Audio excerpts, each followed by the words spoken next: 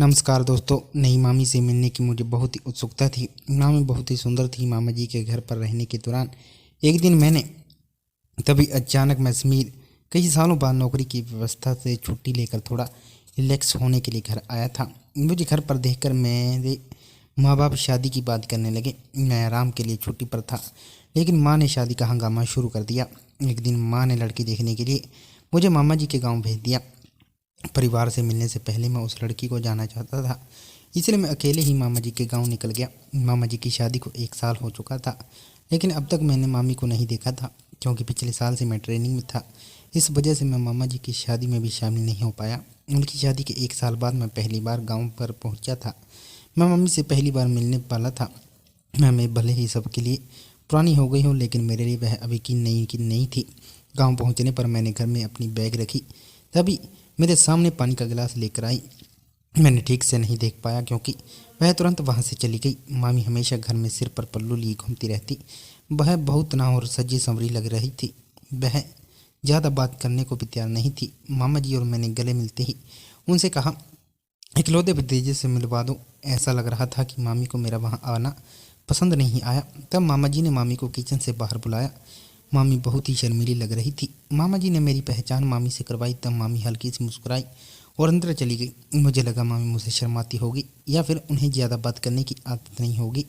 उस दिन सुबह से लेकर रात तक मैं मामी से ठीक से एक वाक्य भी नहीं बोल पाया, क्योंकि वह मुझसे सिर्फ झिझक में ही बर्ताव कर रही थी। अगले दिन उस लड़की से मिलने का समय आ गया, जिसे मैं शादी के लिए पसंद करने के लिए गाँव आया हुआ था। जाने से पहले मैंने मामा जी से कहा, आप मेरे साथ चलिए, लेकिन मामा जी ने कहा, समीर मैं तुम्हारे साथ नहीं जा सकता, क्योंकि मुझे अपने कुछ काम पूरे करने हैं। कल मुझे काम पर जाना है। मामा जी किसी प्राइवेट कंपनी में नौकरी किया करते थे और शहर में रहते थे। शायद मेरे गांव आने का समय गलत था, क्योंकि उनकी छुट्टियां खत्म हो रही थी। मामा जी बोले, लड़की देखने का काम बहुत आरामदायक होता है। ऐसा करो, अपनी मामी को साथ ले जाओ, उस बहाने वह भी थोड़ी घर के बाहर निकलेगी। सुबह नाश्ता करने के बाद मामा अपने काम के लिए निकल गया। उसके बाद मैं शादी की मीटिंग के लिए तैयार हुआ तो कौन सी शर्ट पहनूं, यह मेरे मामी से पूछा था। मामी ने मुझे अच्छी सलाह दी। मामा की अनुमति मिलने के बाद मामी मेरे साथ चलने के लिए तैयार हो गई। थोड़ी देर में हम गाँव में एक होटल पर उस लड़की से मिलने के लिए। जैसे ही मामी ने उस लड़की को देखा, उसने मुँह फेर लिया। लड़की देखने में थोड़ी सांवली थी। मैंने उससे 2-4 बातें करना शुरू किया। वह अपने भाई को भी साथ लाई थी। लड़की ने मुझसे बात करनी शुरू की थी कि मामी ने मेरे हाथ पकड़कर मुझे वहाँ से बाहर ले आई। मामी ने कहा, समीर तुम इतने सुंदर हो, तुम्हें ऐसी सांवली लड़की बिल्कुल भी पसंद नहीं जचेगी। इस पर मैंने मामी की हंसी उड़ाते हुए कहा, हाँ मामी, सही कहा, मुझे ऐसी सांवली लड़की बिल्कुल तुम्हारी तरह गोरी लड़की ही अच्छी लगेगी। सही कहा ना। मेरे मजाक पर वह खुद हंसने लगा। तब हल्की सी मुस्कान दी। मैं उस लड़की को ठीक से ना भी नहीं कह पाया। मामी ने तुरंत ही मुझे वहाँ से बाहर ले गई। घर लौटते वक्त रास्ते में मुझे बाजार दिखा।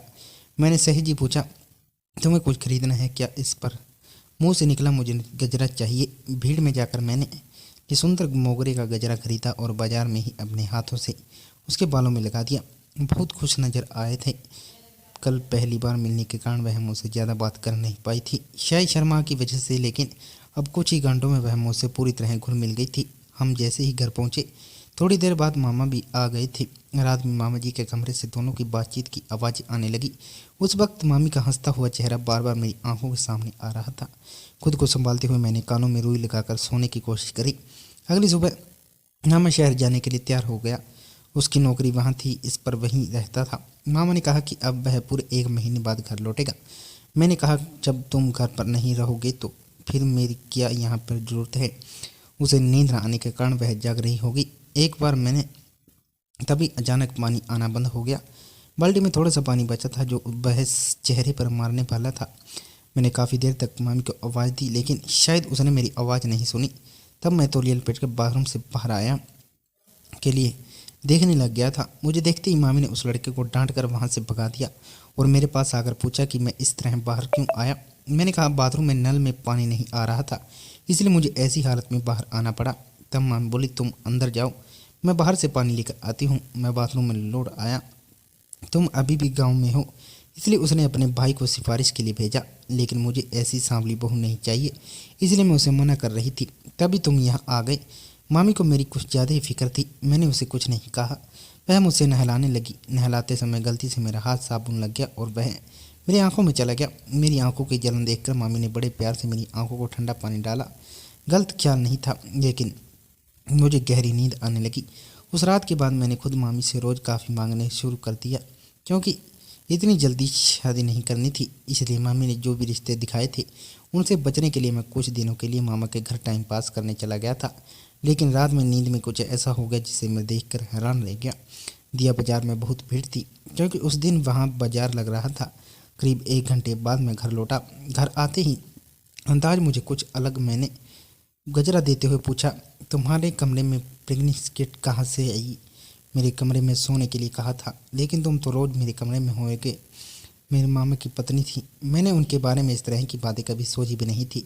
उस दिन पूरा दिन गहरे विचारों में डूबा रहा। मैंने खाना भी नहीं खाया, फिर भी मुझे प्यार से खाना खिलाया। इतना नहीं, बार बार मेरे पास आकर खड़ी हो रही थी। नहीं, सौभाग्य में उन्हें पेडगिरी कॉफ़ी नहीं दिखी। उस रात मैंने जो भी किया वो धुंधलनाए था। कमरे का दरवाज़ा थोड़ा सा खुला रखा था। उसी समय में साथ देखकर मैंने सवाल पूछना शुरू कर दिया। मैंने कहा, यह सब क्या है? अगर तुम्हारे पेट में जो है इस लड़के का न है तो तुमने मुझ पर बेवजह आरोप क्यों लगाए? तभी कहा, हाँ, यह बच्चा। तुम्हें भी मुझ पर शक था, इसलिए मैंने तुम्हारे ऊपर सारा दोष डाल दिया। बताया कि वह मुझे रात में काफ़ी नींद की दवाई थी। मुझे भी प्यार की ज़रूरत थी।